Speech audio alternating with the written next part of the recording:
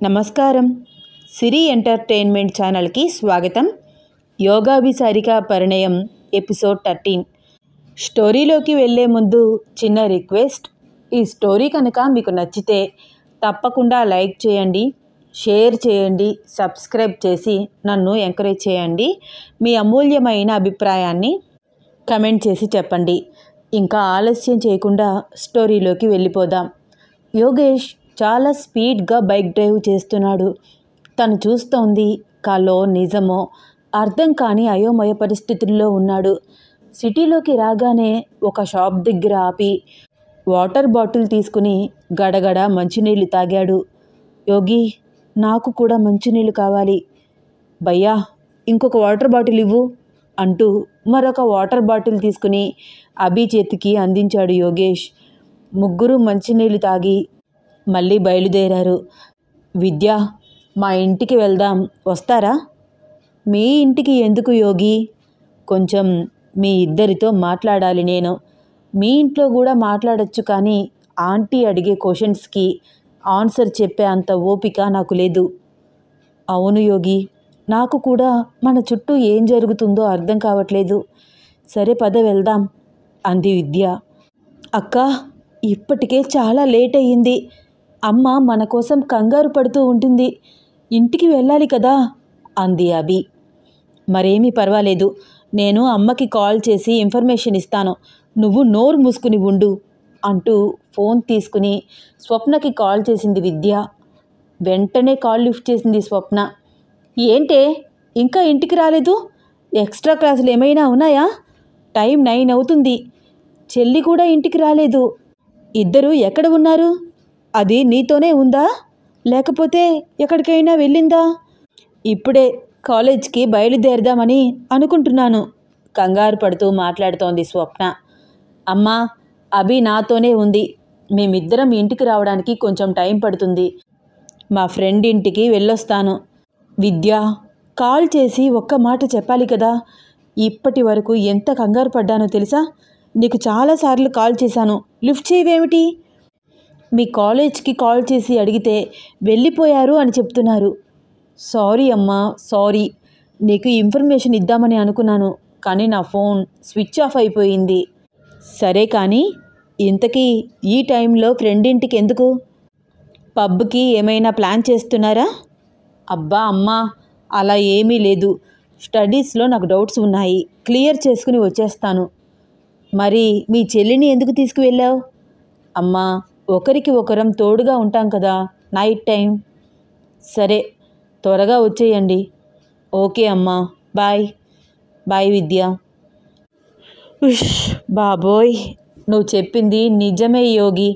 మా అమ్మ పెద్ద క్వశ్చన్ బ్యాంక్. అయినో, నవ్వాడు యోగి. ముగ్గురు యోగేష్ ఇంటికి చేరుకున్నారు. యోగేష్ వాళ్ళమ్మ గౌరీ ల్యాప్టాప్లో వర్క్ చేస్తోంది. యోగేష్ తన ఫ్రెండ్స్ రావడంతో అబ్జర్వ్ చేస్తూ ఒకసారి తన వర్క్ ఆపి హాయ్ యోగి అంటూ పలకరించింది. హాయ్ మా, she is Vidya. She is అని అభి వైపు చూపించి చెప్పేలోపే ఐ నో షీ ఈజ్ అభి అంది గౌరీ చిరునవ్వుతో. హాయ్ అభి. హాయ్ విద్య. చాలా ఫ్రెండ్లీగా పలకరించింది గౌరీ. హాయ్ ఆంటీ, నా పేరు మీకెలా తెలుసు అడిగింది అభి అయోమయంగా చూస్తూ. యోగేష్ చెప్పాడు నీ గురించి. మీ ఇద్దరి మధ్య జరిగే ఫన్నీ ఇన్సిడెంట్ మొత్తం నాతో షేర్ చేసుకుంటాడు. అక్కడే ఆగిపోయారే, లోపలికి రండి అంటూ చాలా క్యాజువల్గా మాట్లాడుతోంది గౌరీ. యోగి, ఏమిటి, నా గురించి ఆంటీతో చెప్పావా? చాలా ఆశ్చర్యంగా అడిగింది అభి. యా, చెప్పాను. తప్పేమిటి? అన్నీ చెప్పావా? అఫ్కోర్స్, నేను మా మమ్మీ దగ్గర ఏ విషయమూ దాచను. అంటే ఏం చెప్పావు? నేను స్మోక్ చేసింది చెప్పావా? చెప్పాను. బాప్రే, పార్క్లో లవర్స్ కిస్ చేసుకోవడం నేను చూశానని ఆంటీతో చెప్పలేదు కదా? చెప్పాను అభి. హో షిట్. అయినా నీకు అసలు కొంచెమైనా బుద్ధుందా? ఇలాంటివన్నీ పేరెంట్స్కి చెప్తారా? మా మమ్మీ నాతో అంత క్లోజ్గా ఉంటుంది. She is my best friend. మా అమ్మ అయితే కాల్చి వాతలు పెడుతుంది. అయినా నా గురించి మాత్రమే చెప్పావా? నీ గురించి కూడా చెప్పావా? నా గురించి మా మమ్మీకి చెప్పడానికి ఏముంది? తనకి అంతా తెలుసు. ఏం తెలుసు? నేను నీ గురించి మీ మమ్మీకి కంప్లైంట్ ఇస్తాను. నువ్వు నన్ను ఏడిపిస్తున్నావు అని, ముద్దడుగుతున్నావని చెప్పమంటావా? అందులో పెద్ద రహస్యం ఏముంది? అయినా చిన్న పిల్లలాగా మీ మమ్మీతో చెప్తాను అంటావేమిటి? ఆల్రెడీ ఇవన్నీ నేను మా మమ్మీతో ఎప్పుడో షేర్ చేసుకున్నాను. ఒరేయ్, ఏం మాట్లాడుతున్నావురా? ఇలాంటివన్నీ అమ్మతో ఎవరైనా చెప్తారా? ఎవరి గురించో నాకు తెలియదు, నేనైతే చెప్తాను. అండ్ నా లైఫ్ పార్ట్నర్ని నన్నే సెలెక్ట్ చేసుకోమని మా మమ్మీ నాతో చెప్పింది అంటే నువ్వు నమ్ముతావా? అంటే నీ గురించి మీ అమ్మ వాళ్ళు పెళ్లి సంబంధాలు చూడరా? లేదు, నాకు నచ్చిన అమ్మాయిని నన్నే సెలెక్ట్ చేసుకోమని చెప్పారు. అదేంటి? ఎందుకని నీకు అంత పెద్ద ఆఫర్ ఇచ్చారు? నాకు పర్ఫెక్ట్గా సరిపోయే అమ్మాయిని తేవడం వాళ్ళ వల్ల కాదు అని వాళ్ళ అభిప్రాయం. ఎడ్యుకేషన్లో, చదువులో ఎక్కడ చూసినా నేను ఫస్ట్. బ్రైడ్ మైండ్ ఉన్న అమ్మాయిని నేనైతే సరిగ్గా సెలెక్ట్ చేసుకుంటానని వాళ్ళ అభిప్రాయం. ఓహో, సరే సరే, వాళ్ళు చెప్పినట్టే నీ తెలివితేటలకు తగ్గ అమ్మాయిని చూసుకో. కానీ నాకు మా అమ్మ వాళ్ళు చెప్పినట్టు చెయ్యాలని అనిపించట్లేదు. బాగా చదివే అమ్మాయిలు నచ్చట్లేదు. యావరేజ్గా చదివే అమ్మాయిలు, బాగా అల్లరి చేసే అమ్మాయి అయితే ఇష్టం. యోగేష్ తన వైపే రొమాంటిక్గా చూస్తూ మాట్లాడుతున్నాడు. యోగేష్ మాటలకు ఓరకంట యోగేష్ వైపు చూస్తోంది అభి. వీడేంటి ఇండైరెక్ట్గా నా గురించి చెప్తున్నాడా మనసులో అనుకుంటోంది. ఇండైరెక్ట్గా ఏమిటి, డైరెక్ట్గానే చెప్తున్నాను. నీ గురించి ఆలోచిస్తున్నాను. నాకే వింతగా అనిపిస్తోంది. నువ్వు నాకు అంతగా ఎందుకు నచ్చావో తెలియట్లేదు. ఒరే బాబు, నీకు దండం పెడతాను, నన్ను వదిలేయి అంది అభి. అభి, యోగి అలా అలా మాట్లాడుకుంటూ గార్డెన్లో అటు ఇటు తిరుగుతున్నారు. హలో, ఎక్స్క్యూజ్ మీ, ఇక్కడ నేను ఒకదాన్ని ఉన్నాను. ఏంటి మీరిద్దరూ అంది విద్య కొంచెం గట్టిగా వాళ్ళిద్దరిని పిలుస్తూ. అప్పుడు గమనించారు వాళ్ళు. ఇంట్లో నుంచి గార్డెన్ వైపు ఎప్పుడు వచ్చారో కూడా వాళ్ళకి తెలియట్లేదు. మాటల్లో పడి నడుచుకుంటూ వచ్చేశారు. యోగేష్ నవ్వుకుంటూ లోపలికి వచ్చి, సారీ విద్య, కమాన్ అంటూ తన రూమ్లోకి తీసుకువెళ్ళాడు. వైవిద్య అభిసారిక వైపు చూస్తూ ఏంటే అన్నట్లు కనురెప్పలు ఎగరేసింది. అభి వచ్చి రాని ఒక పిచ్చి నవ్వు నవ్వి యోగేష్ గదిలోకి వెళ్ళింది. అభిసారిక వెనకాలే విద్య కూడా. సిడౌన్ ప్లీజ్ అంటూ సోఫా వైపు చూపించి తను ఒక చైర్లో కూర్చున్నాడు. యోగి, మాతో ఏదో మాట్లాడాలి అన్నావు, ఏం మాట్లాడాలి అడిగింది అభి. 1 minute అంటూ ఏసీ ఆన్ చేసి, అభి అసలు ఏం జరిగింది? మహిధర్ నిన్ను ఎక్కడికి తీసుకువెళ్ళాడు? ఏమో తెలియదు యోగి, కాలేజ్ దగ్గర నా చెయ్యి పట్టుకుని లాక్కు వెళ్ళాడు. నేను రాను అంటున్నా వినలేదు. కాలేజ్ ఎంట్రన్స్ గేట్ దగ్గరికి వచ్చేసరికి నాకు స్పృహ తప్పిపోయింది. ఆ తర్వాత ఏం జరిగిందో నాకు అస్సలు గుర్తులేదు. అతను నిన్ను ఎక్కడికి తీసుకువెళ్ళాడో నీకు తెలియదా? తెలియదు. నాకు మెలకువ వచ్చేసరికి మీరిద్దరూ నా కళ్ళ ముందు కనిపించారు, అంతే గుర్తు ఉంది. చాలా కన్ఫ్యూజ్గా అనిపిస్తోంది యోగేష్కి. అభి, బాగా గుర్తు తెచ్చుకోవే. వాడు నిన్నెక్కడికి తీసుకువెళ్ళాడో తెలిస్తేనే కదా మనం ఏదైనా యాక్షన్ తీసుకోగలము అంది వైవిద్య. మదర్ ప్రామిస్ అక్క, నాకు నిజంగా ఏమీ గుర్తులేదు అంది అభి. అదేంటి విద్య, మీకు తెలియదా? మీరే నన్ను అక్కడికి తీసుకువెళ్ళారు కదా, ఆ భయంకరమైన పాతబడ్డ భవనంలోకి. ఏం మాట్లాడుతున్నావు యోగి? నేనెప్పుడు తీసుకువెళ్ళాను? అయోమయంగా చూస్తోంది విద్య. మీరే కదా గాల్లో ఎగురుకుంటూ నన్ను అక్కడికి తీసుకువెళ్ళారు. నేను రాను అంటున్నా కూడా నీకేమీ భయం లేదు. నువ్వు చూసేది నిజం కాదు, అంతా భ్రమ అంటూ ఏదేదో మాట్లాడారు. ఎవరి గురించి మాట్లాడుతున్నావు? నేనా? చాలా చాలా ఆశ్చర్యపోతోంది వైవిద్య. మీరే నన్ను ఆ బూత్ బంగ్లాలోకి తీసుకువెళ్ళారు. నేను ఇప్పటికీ నమ్మలేకపోతున్నాను. నా కళ్ళ ఎదురుకుండా ఒక నల్లని ఆకారం కదిలి వస్తుంటే ఫస్ట్ టైం నాకు కొంచెం భయంగా అనిపించింది. కానీ మీరు ఆడవాళ్ళు అయ్యుండి అస్సలు భయపడలేదు. అది భ్రమ. నిజం కాదు, ధైర్యంగా ఉండు అని నాకే ధైర్యం చెప్పారు. యోగేష్ మాట్లాడుతుంటే నోరు వెళ్ళబెట్టుకుని చూస్తున్నారు అభిసారిక, వైవిద్య. ఏంటి అలా చూస్తున్నారు? దయచేసి ఇప్పుడు అసలు నాకేమీ తెలియదు, నేనేమీ చెయ్యలేదు అని మాత్రం చెప్పొద్దు అన్నాడు యోగి డౌట్గా. బట్ నిజానికి నేనేమి చెయ్యలేదు, నువ్వు ఏం మాట్లాడుతున్నావో కూడా నాకు అర్థం కావట్లేదు యోగి, కన్ఫ్యూజ్గా చూస్తూ అంది విద్య. అంటే మీరు ఏం చేశారో కూడా మీరు మర్చిపోయారా? జస్ట్ 2 అవర్స్ ముందు అంత భయంకరమైన సిచ్యువేషన్, అన్నీ మర్చిపోయారా? ఆ పాములు ఒక్కొక్కటి 7 అడుగుల పొడవుతో ఉన్నాయి, బుసలు కొడుతూ భయంకరంగా మీదకు వస్తున్నాయి, మీకు గుర్తులేదా? ఏం మాట్లాడుతున్నావు యోగి నువ్వు? బల్లిని చూస్తేనే దానికి చచ్చేంత భయం, పాములు చూస్తే మా అక్క అక్కడే చచ్చిపోయేది. విద్యకి సపోర్ట్గా మాట్లాడుతోంది అభి. వైవిద్య గారు, ప్లీజ్ డోంట్ ప్లే గేమ్స్, కొంచెం కోపంగా అన్నాడు యోగి. ఐ స్వేర్ యోగి, నువ్వు ఏం మాట్లాడుతున్నావో నాకేమీ తెలియట్లేదు. మా చెల్లిని నువ్వే తీసుకువచ్చావు, నేను అక్కడే రోడ్డు మీదే పడిపోయాను. కళ్ళు తెరిచి చూసేసరికి మా చెల్లిని నువ్వు నా కళ్ళ ముందుంచావు. హో గాడ్, మీరెందుకు ఇలా మాట్లాడుతున్నారు? నేను మీకు ప్రామిస్ చేస్తున్నాను, మీలో ఉండే మ్యాజికల్ పవర్ గురించి నేనెవ్వరికీ చెప్పను. ప్లీజ్ నార్మల్గా మాట్లాడండి.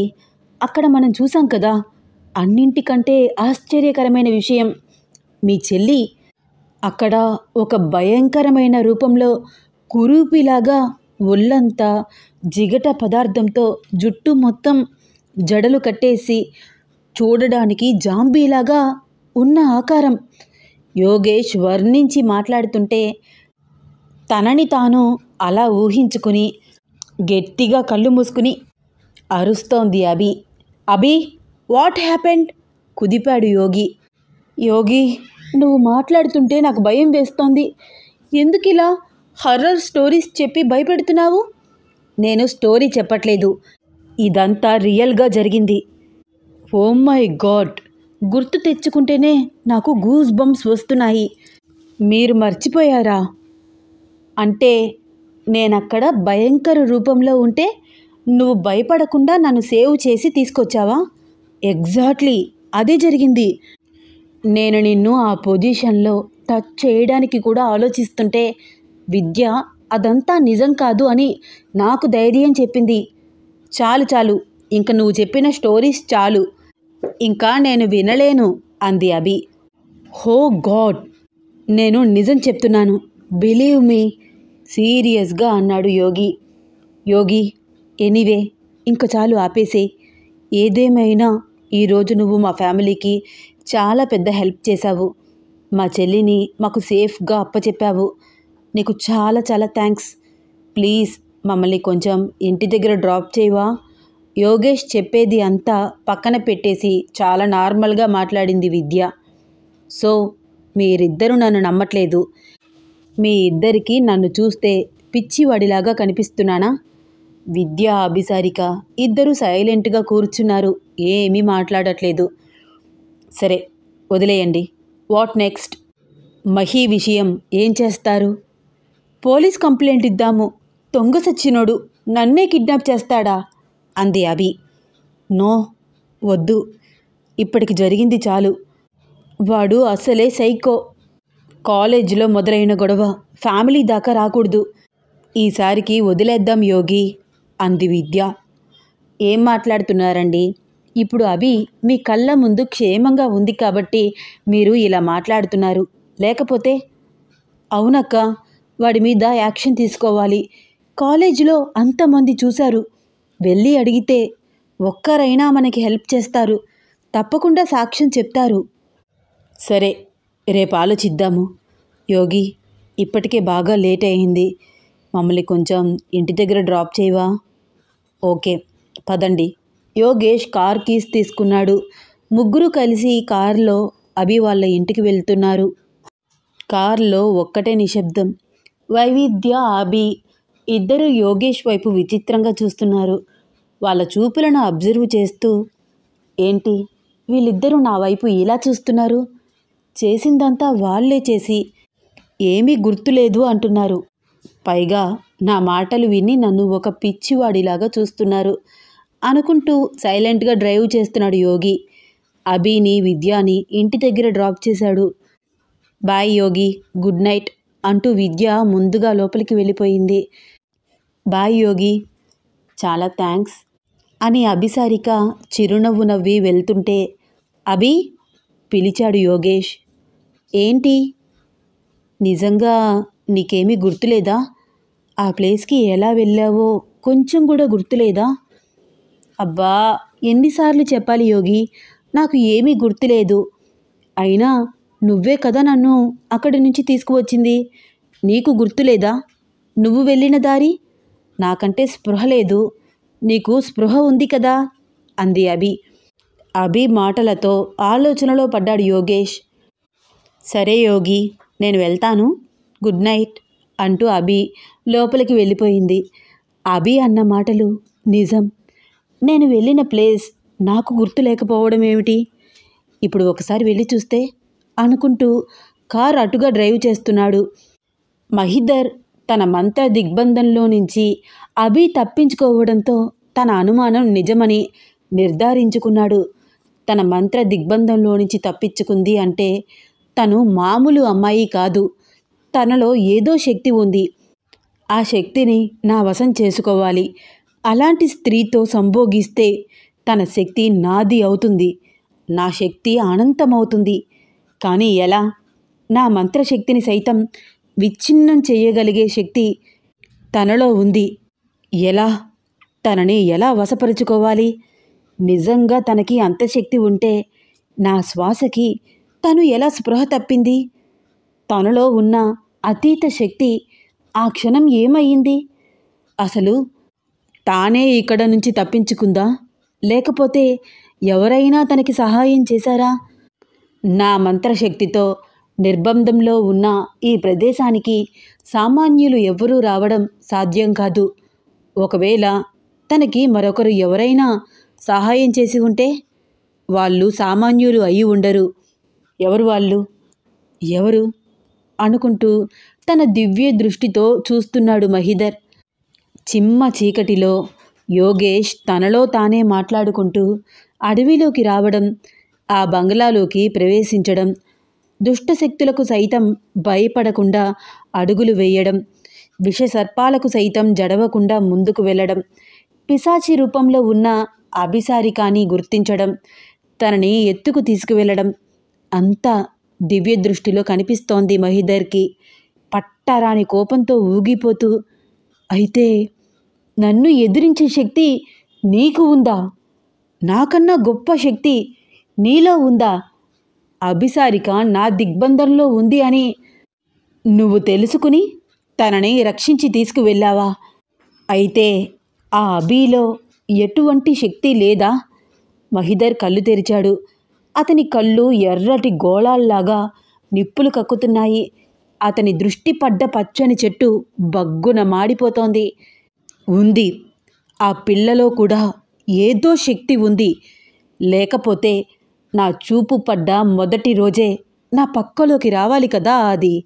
కానీ రాలేదు. నా దృష్టి తనని ఆకర్షించలేదు. ఖచ్చితంగా అభిలో ఏదో శక్తి ఉంది.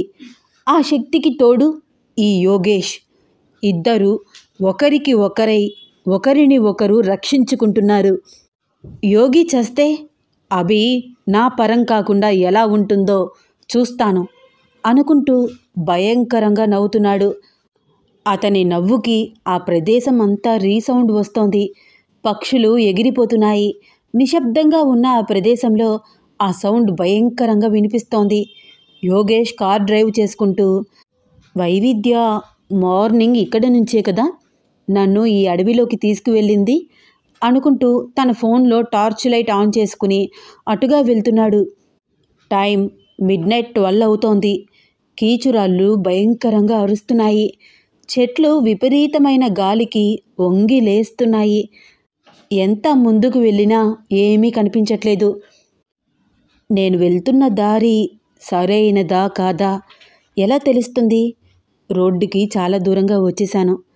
ఇక్కడ చూస్తే ఏమీ కనిపించట్లేదు. పెద్ద బంగ్లా ఉండాలి అనుకుంటూ టార్చ్ లైట్ చుట్టూరా వేస్తూ చూస్తున్నాడు. అక్కడ ఏమీ కనిపించట్లేదు. నక్కల ఊలలు వినిపిస్తున్నాయి. అడవి జంతువులు ఉన్నట్లున్నాయి. అట్లీస్ట్ నేను ఒక వెపన్ కూడా తీసుకురాలేదు. అటాక్ చేస్తే ఈరోజు ఇక్కడే నా చావు. తప్పదు, వెనక్కి తిరిగి వెళ్ళిపోతేనే బెటర్ అనుకుంటూ వెనక్కి తిరిగి టార్చ్ లైట్ సహాయంతో ముందుకు నడుస్తున్నాడు. ఎంత నడిచినా మెయిన్ రోడ్డుకి రావట్లేదు. ఫోన్లో ఛార్జ్ అయిపోతోంది. క్రూర జంతువుల అరుపులు భయంకరంగా వినిపిస్తున్నాయి. వడివడిగా అడుగులు వేస్తున్నాడు యోగేష్. దారి తెన్ను ఏమీ లేదు. నడుస్తూ ఉంటే కొండరాళ్ళు గుద్దుకుని కింద పడుతున్నాడు. కొమ్మలు రెమ్మలు ఒళ్ళంతా గీరుకుపోతున్నాయి. పడుతూ లేస్తూ నడుస్తున్నాడు. ఒళ్ళంతా చెమట పట్టేసింది. ఫోన్లో ఛార్జ్ 5% ఉంది. గుండెల్లో దడ. ఎంత నడిచినా మెయిన్ రోడ్డుకి రాకపోవడం చాలా ఆశ్చర్యంగా అనిపిస్తోంది. షెడ్, మార్నింగ్ రావాల్సింది. నైట్ వచ్చి తప్పు చేశాను అనుకుంటూ వెళ్తూ ఉండగానే ఫోన్ స్విచ్ ఆఫ్ అయిపోయింది. కళ్ళు చిట్లించి చూసినా ఏమీ కనిపించట్లేదు. అడుగు తీసి అడుగు వేస్తే ఏ పాము ఉంటుందో అర్థం కావట్లేదు. ఎక్కడ చెట్టు ఉంది, ఎక్కడ దారి ఉంది, ఎక్కడ ఊబి ఉంది ఏమీ అర్థం కావట్లేదు. ఉన్న చోటనే అక్కడే కూర్చుంటే ఖచ్చితంగా ఏ క్రూర జంతువుకో ఆహారంగా అయిపోతానని తనకు అర్థమవుతోంది. యోగేష్ ఆలోచిస్తూ ఉండగానే ఏదో కర్పూరం వాసన తనని సమీపిస్తోంది. రాను రాను ఆ వాసన తనని మరింత సమీపిస్తోంది. తన ఎదురుకుండా ఏదో రూపం వచ్చి నిలుచుంది. స్పష్టంగా తెలుస్తోంది యోగేష్కి తన ఎదురుకుండా ఏదో ఉందని. గుండెల్లో దడ. ఊపిరి బిగబెట్టాడు. గొంతు తడారిపోతోంది. వెనక్కి ఒక్కడుగు వేశాడు. ఎండుటాకుల మీద అతని అడుగు పడి చప్పుడు అయింది. అంతే, అమాంతం అతన్ని ఆ శక్తి గాల్లోకి లేపి వేగంగా తీసుకువెళ్ళిపోతోంది. యోగేష్ అరుద్దాము అని అనుకున్నా అతను గొంతు పెగలట్లేదు. మాట బయటికి రావట్లేదు. తనకి ఏం జరుగుతోందో తనకే తెలియని పరిస్థితి. ఎంత అరుద్దామని ప్రయత్నించినా మాట రావట్లేదు. వేగంగా తీసుకువచ్చి మెయిన్ రోడ్డు మీద పడేసింది ఆ అదృశ్య శక్తి. వెంటనే ఇక్కడ నుంచి తరలిపో. ఏదో తెలుసుకుందామని ప్రయత్నించి ప్రాణాలు పోగొట్టుకోవద్దు. నీవు కార్యార్థం జన్మించిన కాలపురుషుడివి. కార్యనిర్వహణ చెయ్యడమే నీ కర్తవ్యం. సమయం వచ్చినప్పుడు అన్నీ నీకు తెలుస్తాయి. ప్రస్తుతం ఆ సమయం ఇంకా రాలేదు. వెంటనే ఇక్కడ నుంచి తరలిపో అని చాలా కఠినంగా స్ట్రాంగ్గా వినిపిస్తున్న వాయిస్. అదే మెయిల్ వాయిస్ అని ఆలోచిస్తూ, ఎవరు నువ్వు? తడబడుతూ లేచి నుంచుని అడిగాడు యోగేష్. అది తెలుసుకునే సమయం ఇంకా రాలేదు అంటూ ఆ శక్తి వేగంగా వెళ్ళిపోయింది. యోగేష్ వెంటనే కార్ ఎక్కి డ్రైవ్ చేసుకుంటూ అక్కడ నుంచి రిటర్న్ బయలుదేరాడు. గుండె ఆగి కొట్టుకున్నంత పని అయ్యింది తనకి. ఈవినింగ్ విద్య ఆ అడవిలో అదే వాయిస్తో మాట్లాడింది. ఇప్పుడు మళ్ళీ నాకు అదే మెయిల్ వాయిస్ వినిపించింది. అంటే నిజంగా దయ్యాలు ఉంటాయా? అయితే ఉదయం విద్యకి దయ్యం పట్టిందా? ఏమిటి ఆ శక్తి? తను నిజంగా దయ్యమైతే నన్ను చంపేయాలి కదా. ఇలా సేవ్ చేయొద్దు కదా. ఖచ్చితంగా అది నెగిటివ్ శక్తి కాదు. అయితే తను ఎవరు? మహిధర్ అభిసారికని కిడ్నాప్ చేశాడు అని వైవిద్య చెప్తోంది. కానీ మహి ఆ ఇన్సిడెంట్ జరిగిన 15 మినిట్స్లోనే మా ముందుకు వచ్చాడు. అలా ఎలా జరుగుతుంది? అభిని అడిగితే నాకేమీ గుర్తులేదు. మహి నన్ను కిడ్నాప్ చేయడానికి ట్రై చేశాడు. నేను కళ్ళు తిరిగి పడిపోయాను, అంతే గుర్తుంది అంటుంది. విద్య అభి ఎక్కడ ఉందో దారి చెప్తూ నన్ను అడవిలోకి తీసుకువెళ్ళింది. కానీ తనకి కూడా ఏమీ గుర్తులేదు. ఇప్పుడు నేను మళ్ళీ అడవిలోకి వెళ్తే మార్నింగ్ వెళ్ళిన దారి లేదు, ఆ బంగ్లా లేదు. కానీ ఆ శక్తి మాత్రం అక్కడే ఉంది. మహి, అభిసారిక, వైవిద్య ముగ్గురు మాకు ఏమీ తెలియదు అంటున్నారు. ఎవరు చెప్పేది నమ్మాలి? ఏమీ అర్థం కావట్లేదు. అసలు ఏం జరుగుతోంది? రకరకాల ప్రశ్నలు యోగేష్ బ్రెయిన్లో నడుస్తున్నాయి. జరిగింది మొత్తం ఆలోచిస్తూ ఇంటికి వచ్చి దాదాపు 1 అవర్ షవర్ కింద చల్లటి నీళ్లతో స్నానం చేసి బెడ్ మీద పడుకున్నాడు. ఎంత నిద్రపోదామని ప్రయత్నించినా సరిగ్గా నిద్ర పట్టలేదు. ఏవేవో ఆలోచనలు. అక్కడ ఉన్న రహస్యాలు అన్నీ తెలుసుకోవాలి అన్న క్యూరియాసిటీ పెరిగిపోతోంది. ఎర్లీ మార్నింగ్ త్వరగా ఫ్రెషప్ అయ్యి అభి వాళ్ళ ఇంటికి బయలుదేరాడు యోగి. టైం 7:30 అయింది. స్వప్న వంటింట్లో వంట చేస్తూ బిజీగా ఉంది. విద్య లేచి ఎక్సర్సైజ్ చేసుకుంటోంది. స్వప్న వంటింట్లో వంట చేస్తూ మధ్యలో బయటికి వచ్చి, అభి లేచావా లేదా?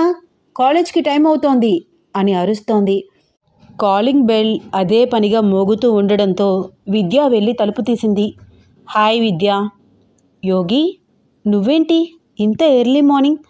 లోపలికి రావచ్చా, లేకపోతే బయటే ఉండి మాట్లాడనా? ఓ సారీ, లోపలికి రా. అమ్మా, మా ఫ్రెండ్ యోగి వచ్చాడు, కొంచెం కాఫీ ఇవ్వవా? వంటింట్లో ఉన్న స్వప్నకి వినిపించేలాగా చెప్పింది విద్య. ఇప్పుడు కాఫీ ఏమీ వద్దు విద్య. అరే, ఒక కప్ కాఫీ తాగితే ఏమీ కాదులే. ఇంతకీ ఇంత ఎర్లీ మార్నింగ్ ఎందుకు వచ్చావో చెప్పలేదు? అభి ఏది? అది ఇంకా నిద్రపోతూనే ఉంది.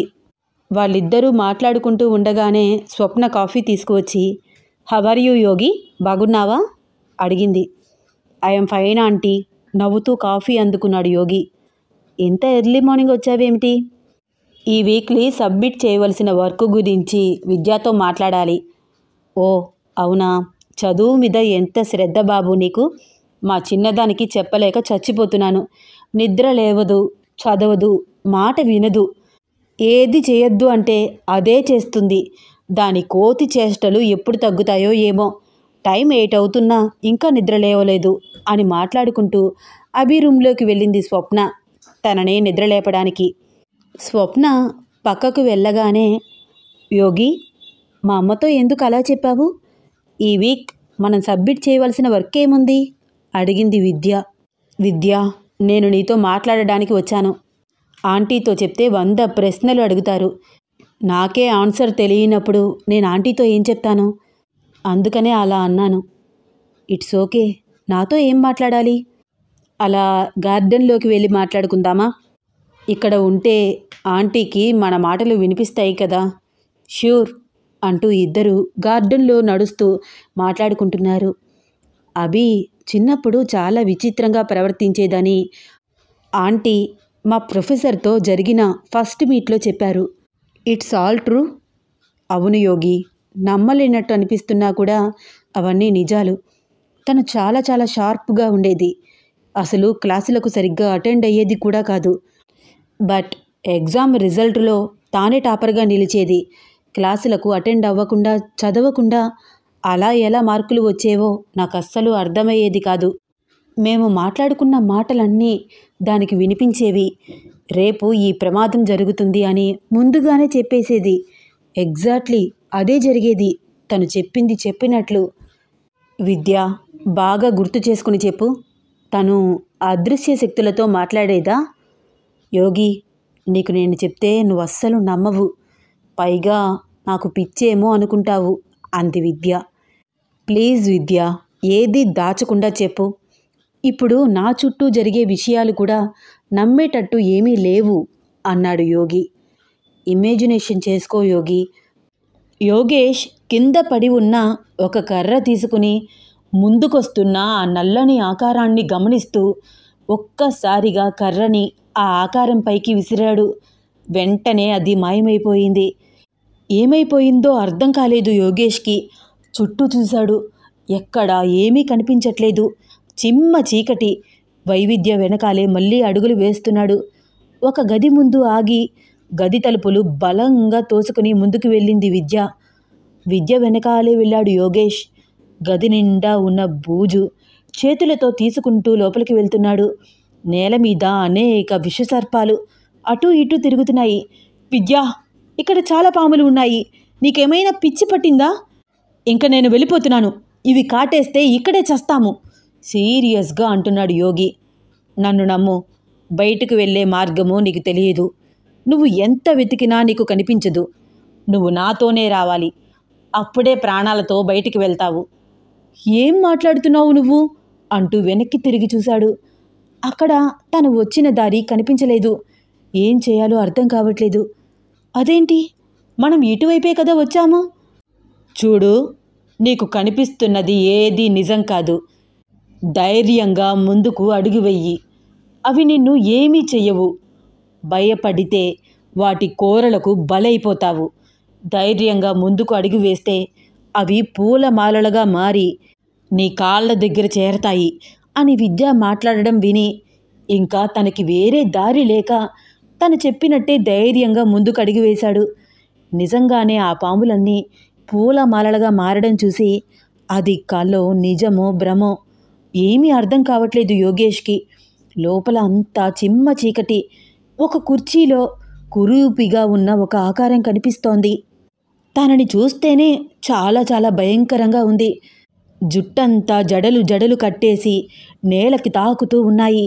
ఒళ్ళంతా ఏదో జిగట పదార్థం ఉన్నట్లు అదొక రకంగా కనిపిస్తోంది. అసలు ఆ వికృత ఆకారం మనిషా లేకపోతే పిశాచమా అర్థం కావట్లేదు.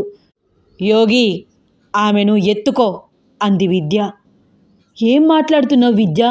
నీకేమైనా పిచ్చా? చూడడానికి ఆ అమ్మాయి దయ్యంలాగా ఉంది కంగారు పడుతున్నాడు యోగి. యోగి, నువ్వు చూస్తున్నది ఏదీ నిజం కాదు. నేను చెప్పినట్టు చెయ్యి. తనని ఎత్తుకో, నా వెంటరా అంది విద్య గంభీరమైన మెయిల్ వాయిస్తో మాట్లాడుతూ. యోగేష్ చిన్నగా ఆ వికృత ఆకారం దగ్గరికి వెళ్ళి తట్టి లేపాడు. స్పృహ లేదు. చూడడానికి జాంబీలాగా ఉన్న ఆ అమ్మాయిని ఎత్తుకోవడానికి ఒళ్ళంతా గూస్ బంప్స్ వస్తున్నట్లు అనిపించింది. చేసేదేమీ లేదు. తనని చేతుల్లోకి ఎత్తుకుని విద్యని అనుసరిస్తున్నాడు. విద్య ఎటు చూపిస్తే అటే నడుస్తున్నాడు. వాళ్ళిద్దరూ చాలా వేగంగా ముందుకు కదులుతున్నారు. ఒక మనిషిని ఎత్తుకుని తను అంత వేగంగా ఎలా నడుస్తున్నాడో తనకే అర్థం కావట్లేదు. వాళ్ళు ఎక్కడి నుంచి స్టార్ట్ అయ్యారో అక్కడికి చేరుకున్నారు. తన బైక్ కనిపించింది. అమ్మయ్యా అనుకుంటూ ఊపిరి పీల్చుకున్నాడు యోగేష్. అటు ఇటు వెహికల్స్ తిరుగుతున్నాయి.